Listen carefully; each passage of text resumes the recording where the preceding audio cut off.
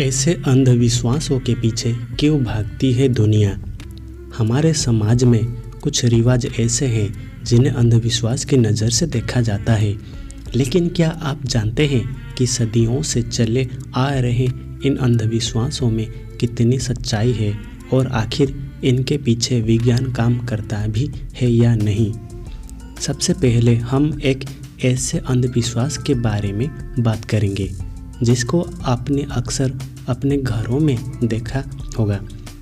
लोगों में रात में नाखून ना काटने को लेकर अंधविश्वास है कि रात में ऐसा करने से किस्मत पर बुरा प्रभाव पड़ता है, जबकि पुराने समय में बिजली नहीं होने के कारण रात में नाखून नहीं काटे जाते थे।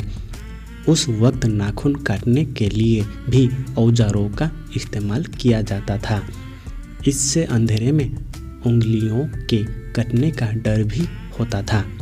वहीं कहा जाता है सांप को मारने वाले की तस्वीर उसकी आंखों में छप जाती है, जबकि इस अंधविश्वास के पीछे लॉजिक ये है कि सांप के मरने के बाद भी उसका जहर लोगों को मार सकता है, इसलिए उसके सिर को कुचल कर दबा दिया जाता है। और तो और आपने देखा होगा कि हमारे बड़े अक्सर हमें ग्रहण के समय बाहर निकलने से सख्त मना करते हैं। उनके मुताबिक इस दौरान बुरी ताकतें हावी हो जाती है, जबकि इसके पीछे का असली लॉजिक है कि ग्रहण के वक्त सूर्य की किरणों से त्वचा की रोग हो सकते हैं। साथ ही नंगी आँखों से उसे देखने से लोग अंधे भी हो सकते हैं।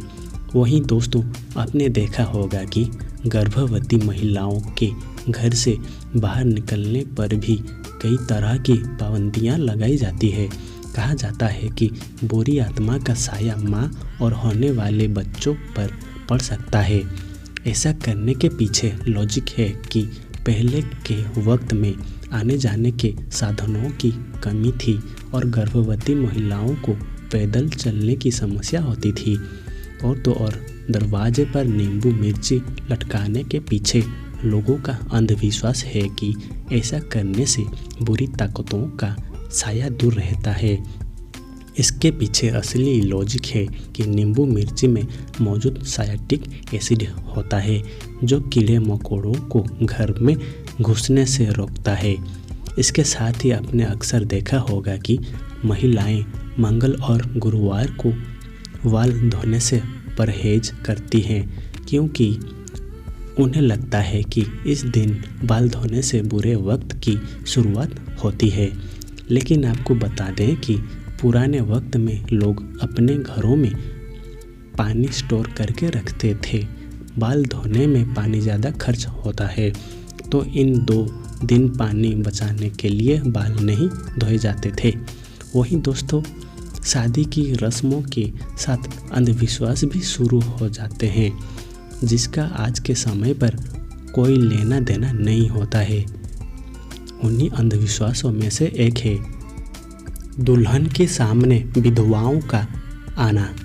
दोस्तों, माना जाता है कि सदियों में जब तक वो जयमाल की रस्म पूरी ना हो जाए, तब तक दुल्हन का दूल्हे का नानी, दादी या परिवार की कोई भी करीबी विधवा महिला उसके पास तक नहीं जानी चाहिए।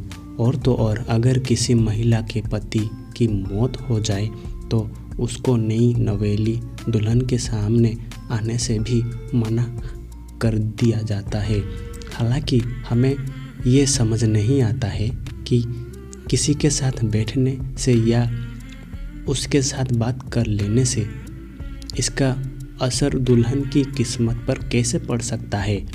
ये पूरी तरह से एक अंधविश्वास है जिससे हम आप जैसे लोगों ने ही बड़ा बना दिया है। वही कहते हैं कि जिनका नसीब चमकदार होता है उसी की शादी में बारिश होती है। यही एक वजह भी है कि शादी के दिन बरसात होना अच्छा माना जाता है। इसका मतलब ये है कि जिन लोगों की शादी में बारिश होती है उनकी न केवल शादीशुदा ज़िंदगी खुशियों से भरी रहेगी बल्कि दूल्हा दुल्हन की आपस में पटेगी भी।